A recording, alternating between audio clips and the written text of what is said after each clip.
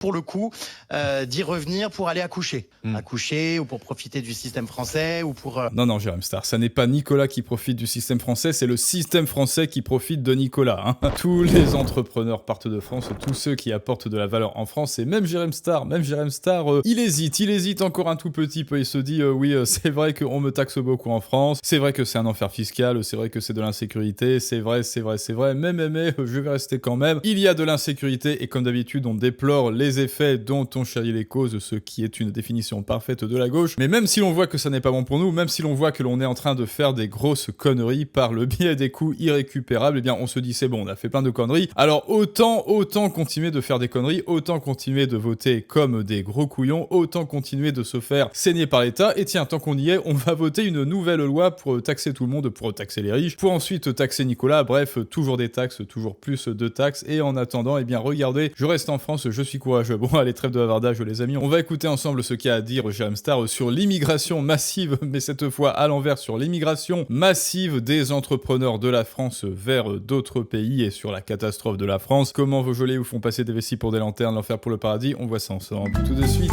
Ça t'est pas passé par la tête de t'exiler, quoi? Alors, franchement, quand je vois évidemment chaque année que je fais un point avec mon comptable des sommes que je paye en termes d'impôts, je me dis, c'est sûr que je suis peut-être encore l'un des derniers cons de ce milieu à être en France et à ne pas partir effectivement dans un paradis fiscal.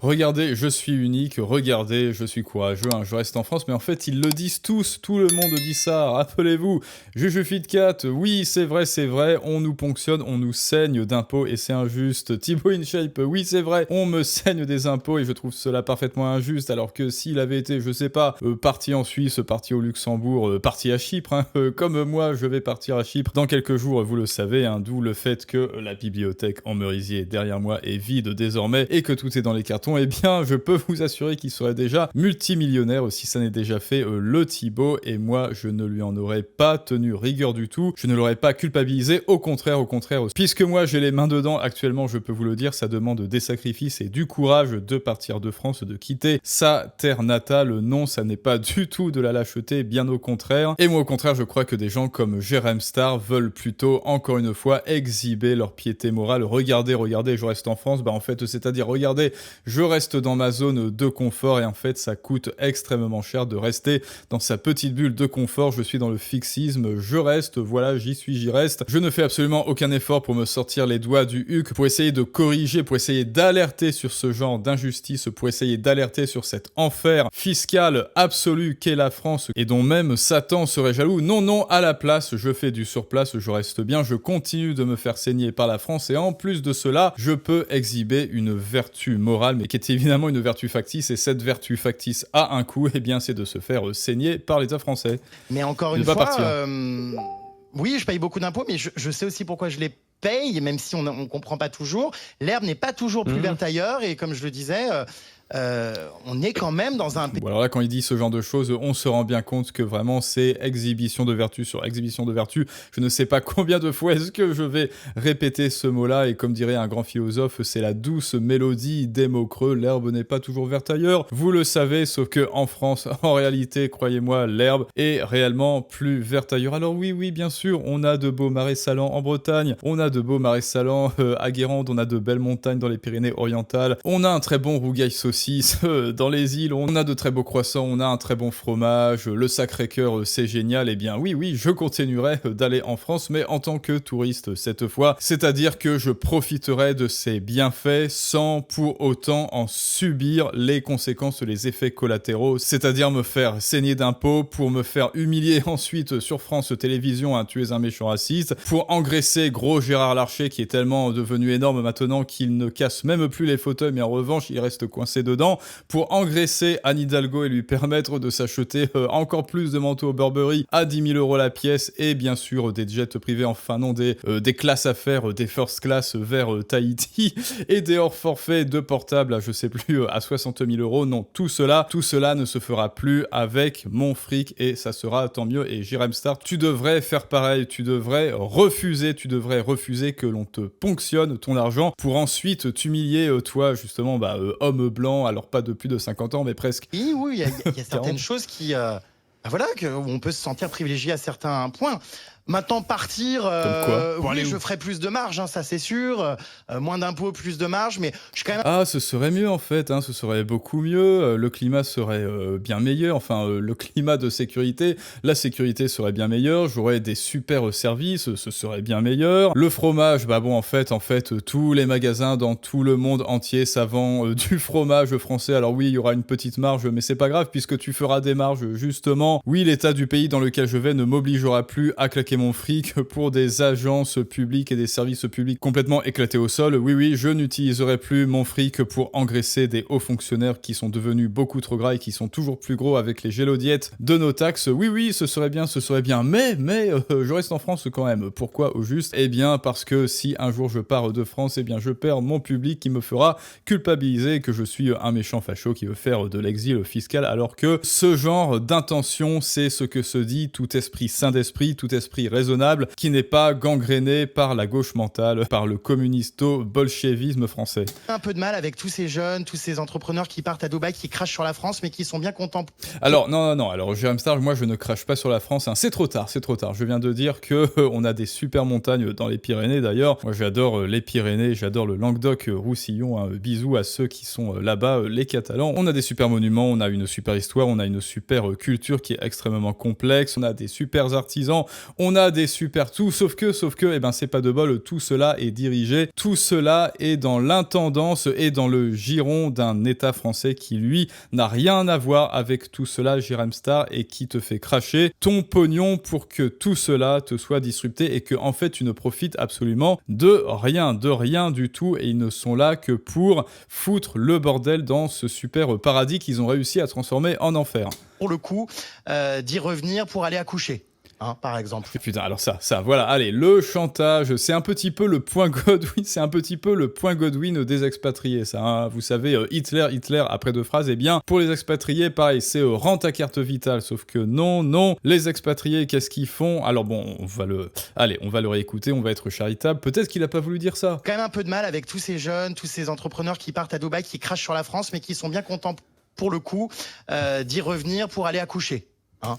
Alors, écoute, moi non, je ne compte pas aller retourner en France pour aller accoucher, hein. Je suis désolé. Je sais que pour toi, un homme, ça peut avoir une matrice entre les jambes, mais non, je ne compte pas aller accoucher. Mais oui, je sais que un peu comme tous les gauches hystériques, tu me souhaites un cancer et tu me dis, tu seras bien content de rentrer en France quand tu auras un cancer. Sauf que moi, je peux vous le dire, avec toutes les cotisations sur un salaire de petit Nicolas, 30 ans à 2200 € net, eh bien, vous allez payer, tu vas payer de ta poche, hein, sur les charges, sur ton super brut, 300 € juste pour la fraude qu'est la CPAM 300. Et quand moi, ce que j'ai cotisé pour la CPAM, eh bien crois-moi bien que à moins d'avoir un cancer tous les ans, cela ne vaut absolument pas le coup. Et ce qui vaut le coup, Jérém Star, eh bien c'est de souscrire à un truc privé, de souscrire à une sécurité privée. Et d'ailleurs la CPAM, ça devrait être une souscription privée. Bon bah sauf que quand cela sera exposé aux lois impartiales du marché, cela va disparaître à peu près instantanément. Pour moi, la CPAM durera 48 heures. Voilà, 48 heures avant de mettre la clé sous la porte. Mais oui,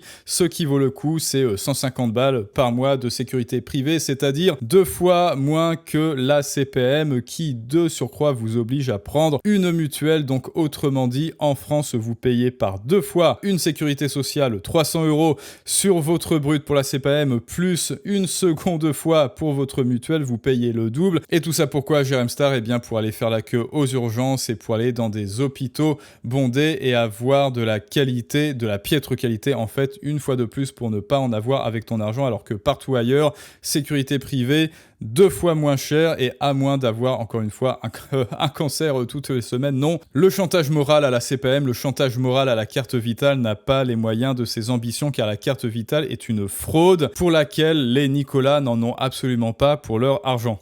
Par exemple, accoucher ou pour profiter du système français ou pour...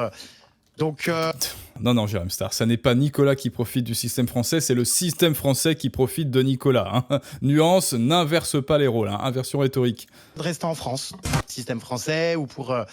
Donc voilà, et moi j'ai fait le choix de rester en France.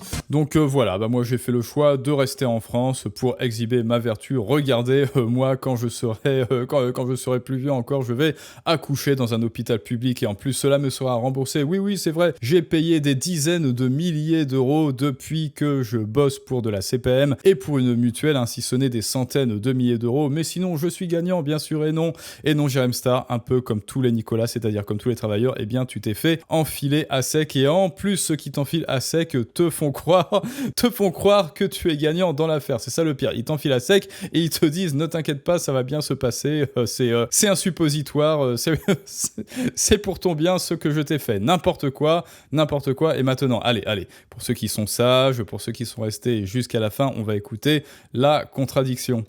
C'est sûr qu'il y a quand même une énorme pression sur les entreprises en France, que la France ne fait rien pour encourager l'entreprise, ni l'esprit d'entreprise, ni la prise de risque, ni les entrepreneurs. Donc quand tu vois, on en a parlé, le poids des impôts, mais ça encore, c'est pas le plus grave, même si c'est une réalité, le poids du coût du travail. Mais surtout quand tu vois la complexité administrative, les contrôles de l'URSSAF, même faire un bulletin de paye, la comptabilité, le poids des normes. Enfin, la France, il y avait une expression, c'est déjà révélatrice, on disait le pays aux 400 000 normes, mais en fait, quand on compte vraiment, on pense qu'il y en a plusieurs millions.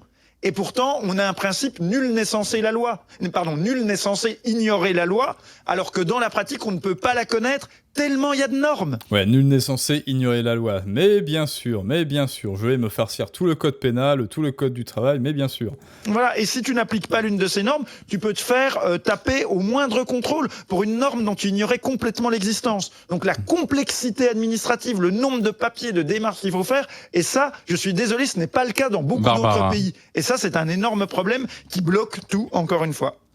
Bon écoutez, moi je crois qu'il a tout dit, je pense que cela vient ajouter à de la contradiction à notre ami Jérém Star qui veut absolument dire « Regardez, je suis quelqu'un de bien parce que je reste en France » et là tout d'un coup, être patriote c'est bien, sauf que non, pour moi, le navire a quitté les rats, les vrais patriotes pour moi. Oui, moi je me considère patriote et donc je pars de France parce que cela me fait trop mal au cœur de voir un état obèse qui est en train de se foutre de ma gueule et de se foutre de la gueule de la France et cette fois le pays, la France, l'excellent pays qu'est la France et vous le savez que si vous aussi vous voulez faire cela, eh bien la première étape c'est de devenir libre, déjà libre géographiquement et libre financièrement et pour cela vous le savez toute cette semaine il y a une semaine de lancement pour le programme Drive qui te permettra de vendre tes idées, n'importe quelles idées dans n'importe quel domaine, dans n'importe quelle niche. Je t'apprends via ce programme à monétiser tes idées, tu vas maîtriser les mécaniques de la décision et de l'engagement, les mécaniques, les techniques professionnelles jalousement gardées par l'industrie et que bien sûr tes geôliers français ne te révéleront absolument jamais. Agir sur l'esprit humain